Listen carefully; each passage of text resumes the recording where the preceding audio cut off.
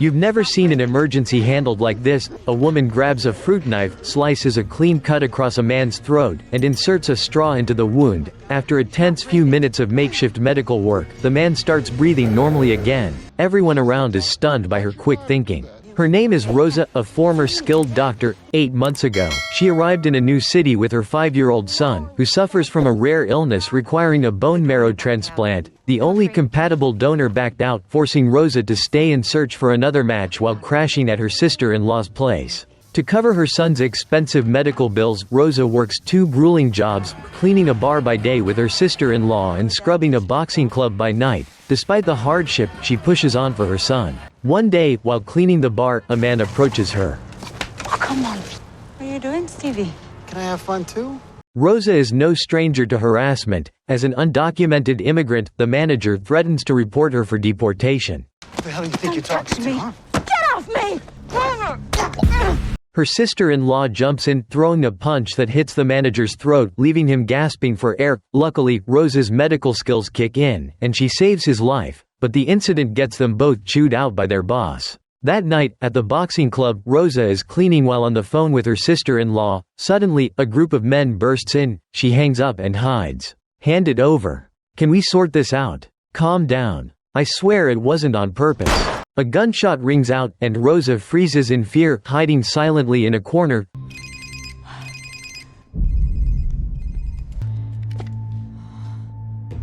That's when Arman, the right-hand man of a mob boss named Hayek, spots her. What are you doing here? I'm just a janitor. I can clean this up for you. Acid and boiling water will do the trick. No, use cold water, boiling leaves traces. Rosa explains that blood will seep into the floor if not cleaned immediately, and only sodium oxide can fully erase it. Impressed by her expertise, Arman gives her a chance. She slips on rubber gloves and gets to work, wiping the scene spotless in no time. Rosa tells Arman she came from the Philippines to save her son and plans to leave soon. She promises to keep quiet about what she saw. Arman doesn't push her and has his men drive her home safely. The next day, at the hospital, Rosa gets bad news. Her immigration papers are expiring, and the hospital won't treat her son due to her status. As a doctor herself, she begs them to help, but they refuse. Your papers are about to expire. Before clinical trials end in week 52, you and your son could be deported. We're sorry. Fearing deportation, Rosa takes her son home, desperate for a solution. She notices she's being followed by Arman's men. Confronting them, she demands to see Arman. At his turf, she insists she hasn't told anyone about the previous night and asks him to leave her alone. Arman hands her a phone and some cash, calling it payment for her work. Rosa refuses, wanting no part of dirty money, but Arman persists. We have a private doctor, Dr. Soroyan. He can help your son. If you want your son to live, forget right or wrong, do whatever it takes. Take it and think it over. With her son's life on the line, Rosa has no choice. She takes the money and agrees to work for Arman. Thanks to Dr. Soroyan's connection, the hospital calls that same day, saying they might find a marrow donor for her son. Overjoyed, Rosa takes her sister-in-law out to celebrate. But the relief is short-lived. Arman calls with a new job. The shooting at the boxing club has drawn police attention. They found the victim's body and are closing in. Rosa's tasked with cleaning up the evidence. Arman takes her to a secret basement in the club, stuffed with cash and incriminating evidence.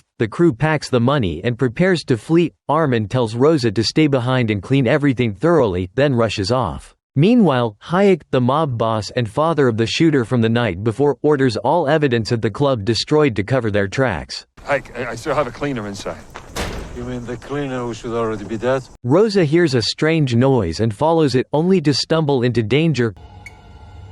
Oh my God. Panicked, she tries to flee, but the door is locked.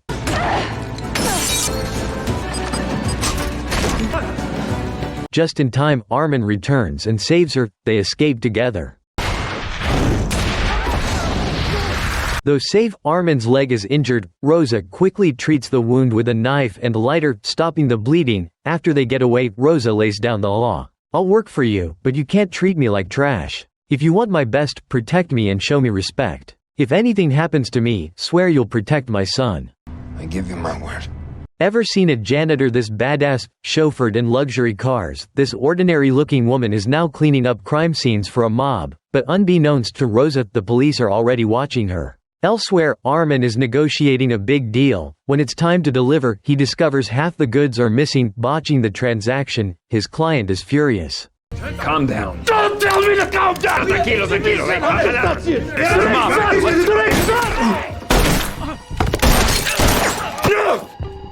A fight breaks out, and one of Arman's men takes a bullet. Rosa gets a call from Arman and rushes to the scene. No stranger to this chaos, she grabs her tools and starts cleaning, methodically erasing the evidence. That day, 2 cops show up at Rosa's workplace, grilling her about the murder at the boxing club. She brushes them off with vague answers and leaves with her sister-in-law. But as soon as they step outside, bad news hits. Her son's condition has worsened. Without his medication for too long, his immune system is shot. With her immigration papers about to expire, taking him to the hospital is too risky.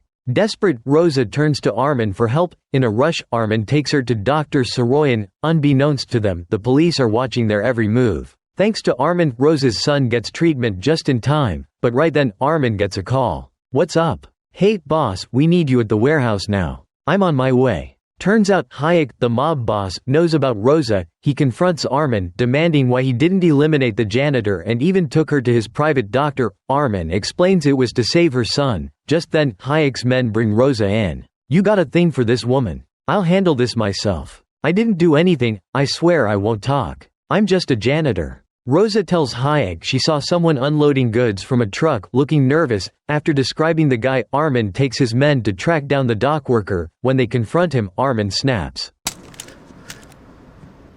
And what, you're gonna shoot me now? That's what you wanna do? You wanna shoot me? No one steals from us, Jimmy.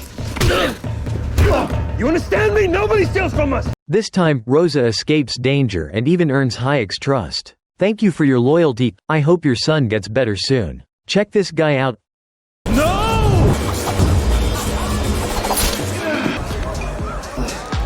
Call 911, get an ambulance parked out front. If the cops see this, we're done for. This fancy private club caters to VIPs, government officials, mobsters, and big shots. Arman runs the place. After a night of partying, he calls Rosa to clean up. Thanks to his help, her son's life was saved. To show her gratitude, Rosa gives Arman a drawing her son made. To help her pay for medical bills, Arman offers her steady work at the club. The next day, Rosa takes her son to the hospital. His liver function is off, delaying clinical trials. His condition is grim. If he doesn't get treatment soon, he could die. But the hospital insists on following protocol, leaving Rosa no choice but to move to the next round of tests. Then, Detective Miller tracks Rosa down. He wants her to be his informant, feeding him evidence against Hayek. He promises to keep her and her son safe, but if she refuses, he'll have them deported. "Are you threatening me? I'm just stating facts. This is your son's only shot at survival. You're killing us." Faced with this pressure, Rosa is a nervous wreck. Meanwhile, Hayek is prepping for his daughter's wedding. The rule is clear: every guest brings cash as a gift. For a mob boss like Hayek, it's just another way to rake in money. He hands Arman a list of guests, ordering him to collect every penny.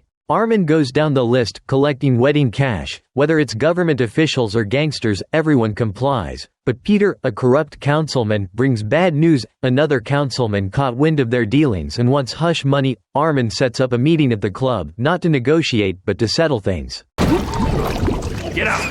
Oh, okay, Arman, I think he gets the message. Rosa hears a commotion and rushes in. Seeing the man stop breathing, she jumps into action, saving his life. Breathe a word about this to anybody, I'll kill you.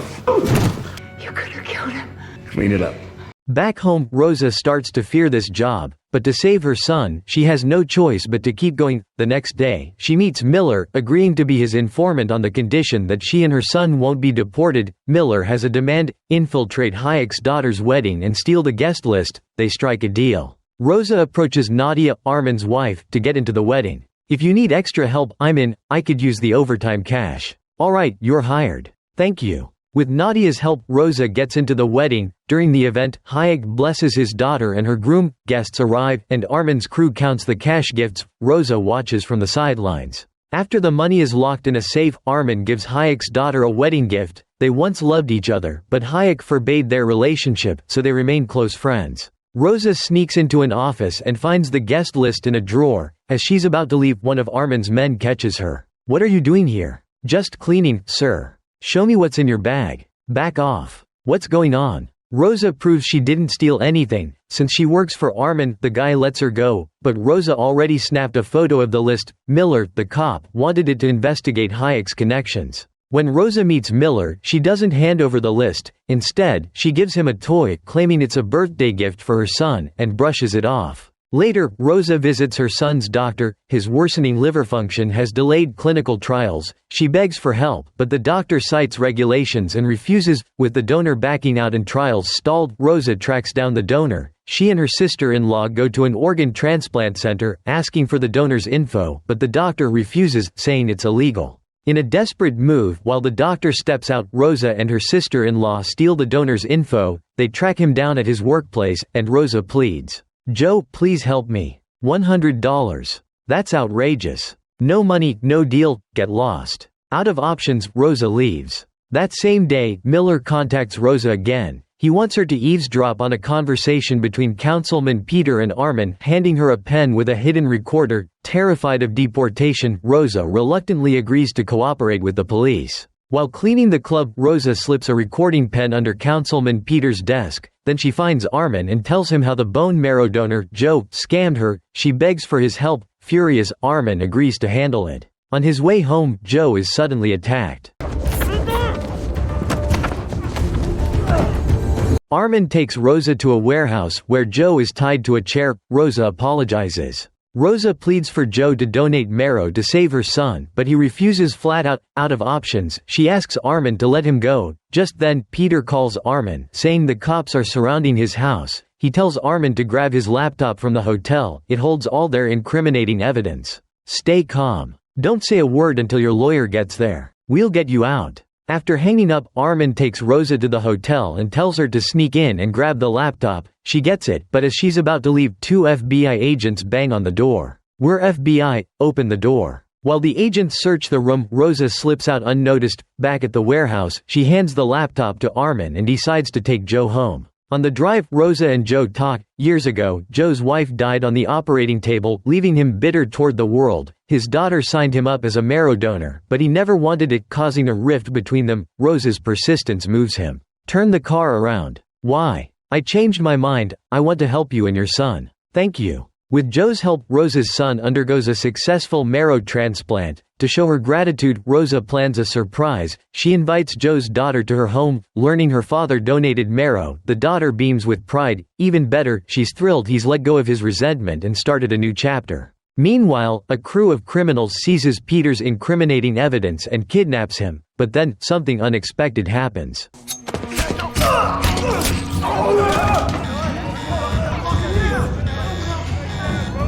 Flashback to the day before. As the FBI closes in on Peter, he calls Arman, urging him to grab the laptop from the hotel, which holds all their evidence. Rosa sneaks in and gets it, but soon after, Peter is assassinated in jail. When Detective Miller hears the news, he hurls his phone in rage. Just as the case was gaining traction, Peter is killed right under the cops' noses. That day, Rosa is working happily with her co-workers when a swarm of police storms in. Undocumented workers scatter in panic. Rosa and her sister-in-law, unable to escape, surrender. Everyone is detained, facing deportation. Rosa is pulled aside for questioning, leaving her sister-in-law alone in a cell. Miller is waiting outside. He tosses a necklace in front of Rosa. Turns out, she dropped it at the hotel while grabbing the laptop, and the FBI found it. Faced with hard evidence, Rosa admits Arman sent her to get the laptop but swears she knows nothing about Peter's death. Miller hands her a necklace rigged with a recorder, demanding she capture all of Arman's conversations. With deportation looming, Rosa has no choice but to comply.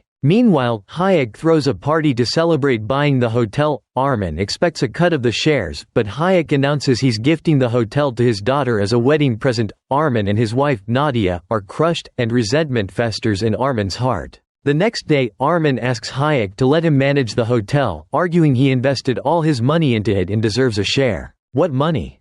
"The money I earned. That's how you see it. I gave you a new life, a house, a car, even your woman. But for you, it's never enough. What else do you want from me, Arman?" Rosa, a janitor dragged into the mob's world, has gotten her sister-in-law caught in the crossfire. With no other way out, she makes a deal with the FBI to protect her family, but facing Arman, who's helped her time and again, she can't bring herself to betray him. She tells him the FBI is threatening her, swearing she hasn't turned on him. Moved by her loyalty, Arman helps her again. He gives her a laptop with minimal incriminating evidence, telling her to use it to free her sister-in-law. Rosa meets Miller, hands over the laptop, and that night, her sister-in-law is bailed out. Rosa risks everything working for the mob, all to fund her son's treatment. Though he just had a marrow transplant, her son's bilirubin levels are spiking, weakening his liver. He needs a liver transplant fast. Her deadbeat husband in the Philippines only adds pressure, so Rosa uses all her savings to find a way to save her son. She turns to Arman, asking him to tap his mob connections for a liver. Sympathetic, Arman agrees to help. The next day, he takes her to the Mexican border to meet a guy he once helped. In gratitude, the man connects Rosa with a broker, but only she can go.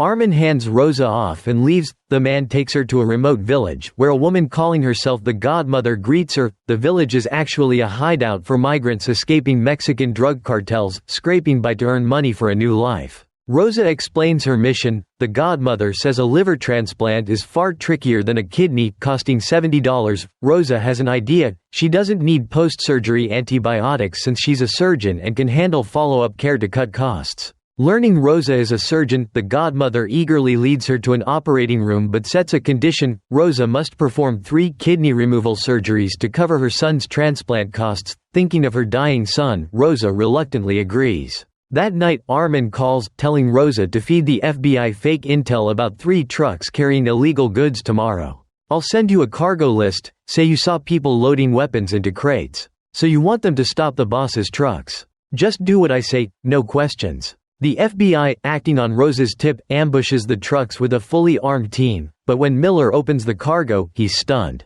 Watermelons. This one's cantaloupes. What kind you got over there? Meanwhile, Arman has moved all the weapons elsewhere. He deliberately had Rosa give the FBI false intel, distracting them and pulling off a perfect diversion. Elsewhere, an illegal kidney removal surgery is about to start, but when Rosa turns around, she's shocked to see a 5-year-old girl wheeled into the operating room. The sight leaves her reeling.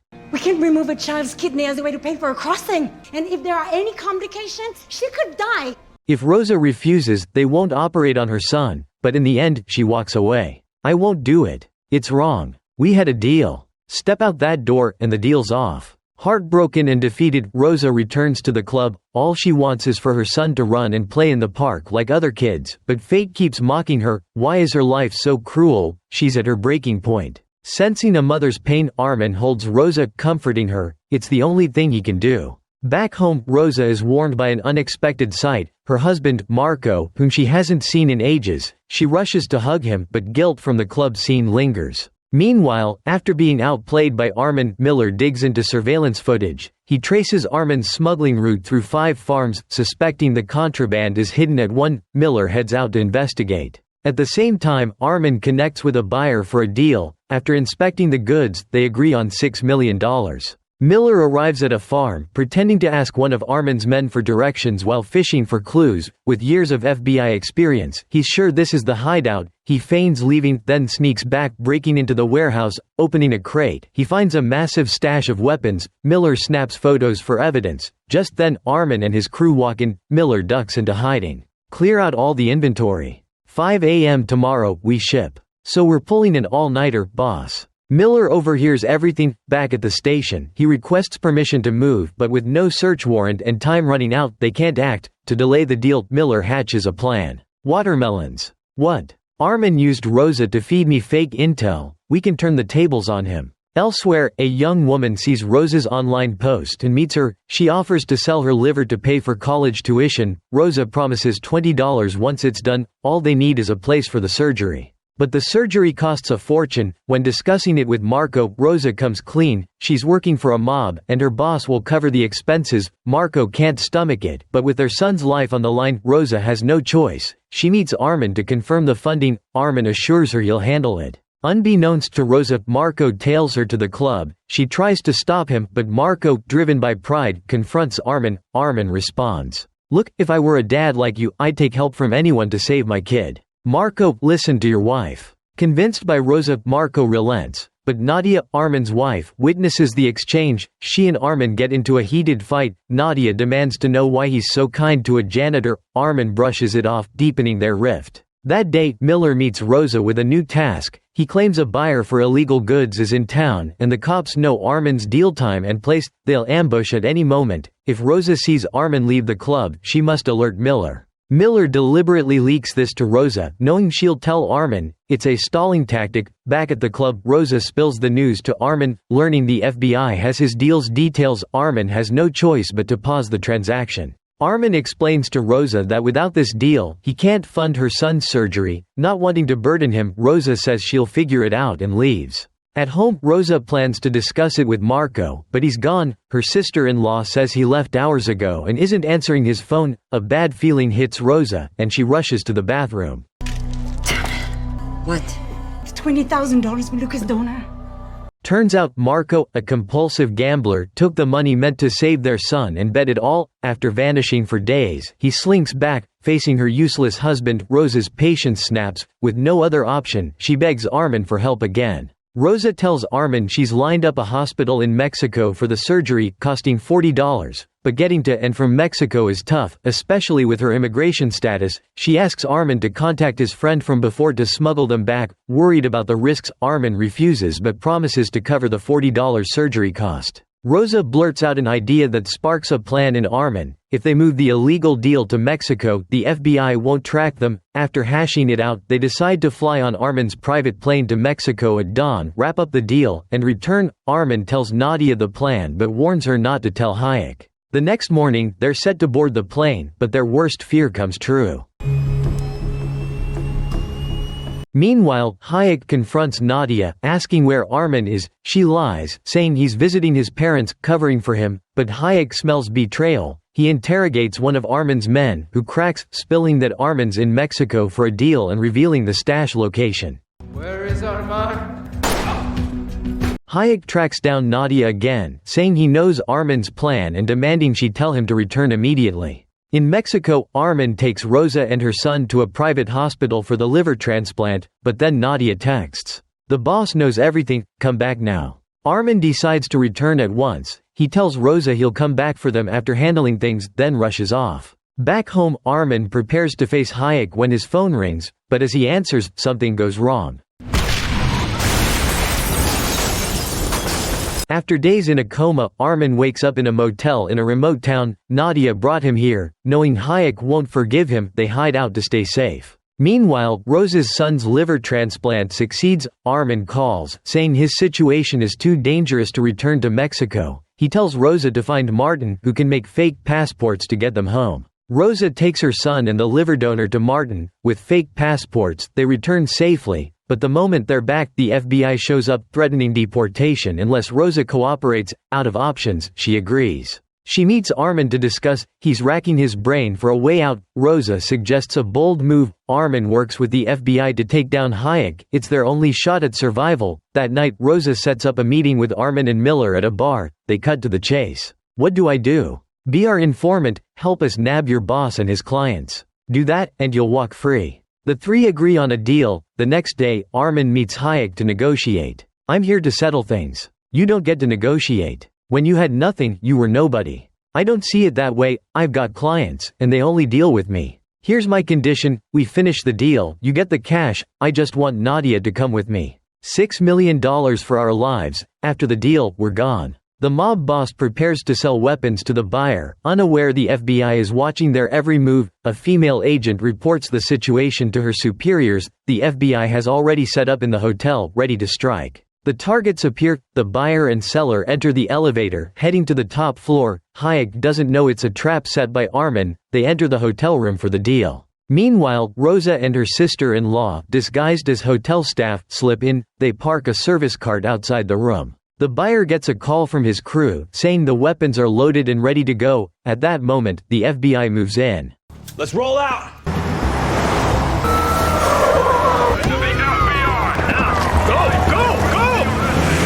It's a bust! We've been set up!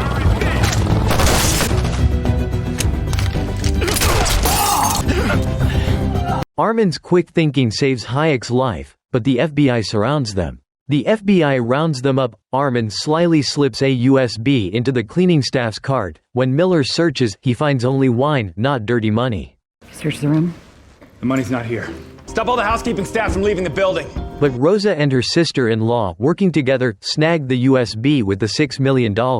Meanwhile, Hayek takes the fall, letting his lawyer clear Arman. He hands over all his assets and business to Arman, giving him a secret code. With it, Arman takes control of everything. When Rosa visits Arman in jail, he slips her the code. That night, she and her sister-in-law go to a warehouse. Rosa decides to stay, opening a hospital to help patients like her son while laundering money for Arman. They dream of a bright future. But back home, their hopes shatter. Baby? Marco! Marco, du Kluger. My baby! That's the full story of The Cleaning Lady Season 1. Want a Season 2? Drop Season 2 in the comments below to let us know. Thanks for following along. See you next time.